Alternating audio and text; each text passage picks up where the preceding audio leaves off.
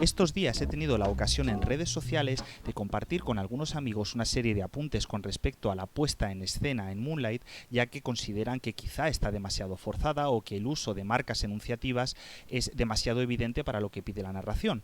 En mi opinión, el equilibrio, una de las grandes bazas de esta película es el equilibrio que consigue entre huella fílmica, estrategia de posición de cámara y, por otro lado, construcción narrativa.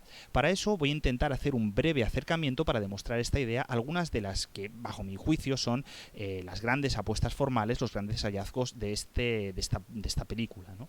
Me gustaría comenzar, por ejemplo, trabajando desde este primer plano, ¿no? Es un primer plano que es un tanto extraño porque comienza con lo que podría parecer un simple plano de posición, un plano para mostrar, en primer lugar, cómo es el ambiente en el que se desarrolla la acción, en segundo lugar, quién es el protagonista, gracias a esa especie como de traveling de seguimiento que realiza la cámara, y posteriormente empieza a englobar a los personajes mediante una serie de movimientos en 360 grados. Esto me interesa porque además la lógica de mostración de cámara está bastante más estudiada de lo que parece, como por ejemplo demuestra que este gesto sea el que marque su movimiento o que este otro sea el capaz de expulsar a ese personaje de cuadro. Sin embargo, si miramos con atención, podemos ver como en uno de esos momentos, en fuera de foco y en último término del plano, un personaje aparece corriendo. La aparición de este personaje en escena, que luego veremos que es el protagonista, genera unos efectos concretos sobre el uso de la cámara. La detiene y digamos que encapsula, por primera vez se detiene la acción y encapsula a estos dos personajes en un plano medio. Evidentemente, cuando tenemos un inicio con una huella enunciativa tan importante, tan marcada, pueden pasar dos cosas. Lo primero, que el director esté desde el primer momento haciendo una especie de ejercicio de autoescritura un tanto forzado, o lo segundo, que efectivamente hay una lógica narrativa en haber utilizado este tipo de cámara. Vamos a avanzar un poco más en la cinta para ver cómo y dónde se utilizan exactamente este tipo de movimientos. En el primer fragmento de la cinta, el que habla del Chiron pequeño, podemos encontrar este tipo de movimiento en al menos dos escenas. La primera en el campo de fútbol y la segunda esa escena en los vestuarios en la que los niños parecen ensayar a mostrar su genitalidad.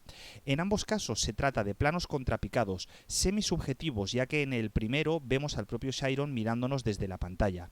Son escenas que además están hablando del cuerpo, de la normatividad y de las conexiones entre heterosexualidad, grupo y aceptación. El hecho de que los personajes miren directamente a cámara ejerce una violencia sobre el espectador que parece encerrado en su posición pasiva. Esta misma idea, sin embargo, se retuerce en las escenas oníricas del protagonista, donde en todo caso veremos siempre a los personajes dirigirse también a cámara, pero en esta ocasión desde una exquisita frontalidad de plano, en contraste con los movimientos en 360 grados que acabamos de ver. Esta estrategia llegará a su paroxismo en el segundo fragmento, donde las conexiones entre movimiento de cámara, grupo social y violencia quedarán absolutamente explícitas en este aterrador plano.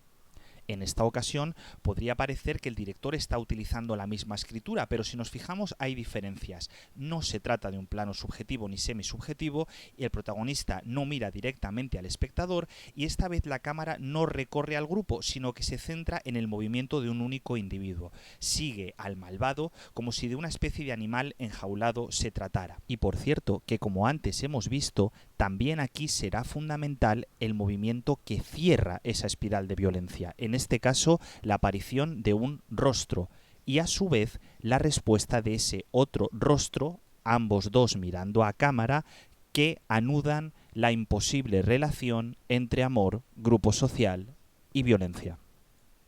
Como sabemos, a partir de este momento tendrá lugar la paliza que servirá como el instrumento de guión para hacer evolucionar al personaje de Sion, haciéndole aceptar la violencia como una característica básica del código social que le permita su supervivencia, es decir, un cambio de estado de personaje considerable.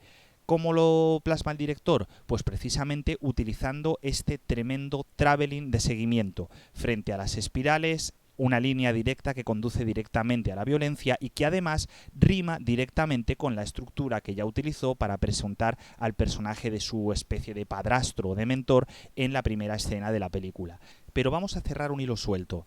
En el tercer fragmento de la cinta, que es por lógica donde el director podría recrearse más en esa especie de demostración de la violencia o en esa especie de trampa de los 360 grados de la normatividad del grupo, precisamente lo que encontramos es un retorno a esas dos figuras claves que protagonizan los sueños del protagonista, Kevin y su madre. Todo el análisis final de la cinta tiene que ver con la relación de cercanía entre los cuerpos en el encuadre, cuerpos mostrados mediante el uso del plano y del contraplano, pero también el momento delicadísimo en el cual los dos cuerpos se tocan dentro del encuadre. A la vista de todo esto, me atrevería a afirmar que la hipótesis de Moonlight es que para ser capaz de tocar a un otro es necesario, en primer lugar, romper con el círculo de la violencia. Una violencia interna, plano subjetivo, una violencia externa, plano circular, una violencia grupal que es centrífuga y lo absorbe todo, y sobre todo una violencia individual que avanza siempre en línea recta de nuestro pasado a nuestro presente.